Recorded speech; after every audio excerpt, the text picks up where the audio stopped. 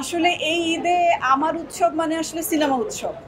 কারণ অনেকদিন পর কাজ করছি তো আমার যাবতীয় যত রকম আ আনন্দ, স্বপ্ন, কল্পনা যা আছে সব আসলে আমাদের উৎসব সিনেমাটা ঘিরে। তো আমাকে যদি ঈদের উৎসবের কথা বলেন তাহলে আমি বলব হচ্ছে গিয়ে আমার কাছে ঈদের উৎসব মানে আমাদের সিনেমা উৎসব। তো উৎসব দর্শকদের কাছে কেমন লাগতেছে? কেমন ফিডব্যাক পাচ্ছেন? গতকাল এটা রিলিজ হলো এবং আজ পর্যন্ত আজকে এই পর্যন্ত সন্ধ্যার শো আমি ব্যক্তিগতভাবে যে ফিডব্যাকগুলো পেয়েছি, যে কমেন্টগুলো পেয়েছি, যে রিভিউগুলো পেয়েছি, সেইটা মানে দেখে পড়ে শুনে আমার আমার খুব ভালো লাগছে। যেমন আজকে তো আমি গতকালকে তো জানি না, আজকে হচ্ছে শো হাউসফুল।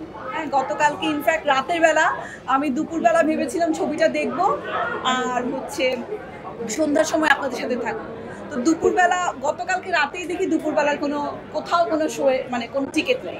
তো এর থেকে বড় আনন্দের আর কি হতে পারে না? মানে এটা তো আসলে ঈদের আনন্দের মতোই।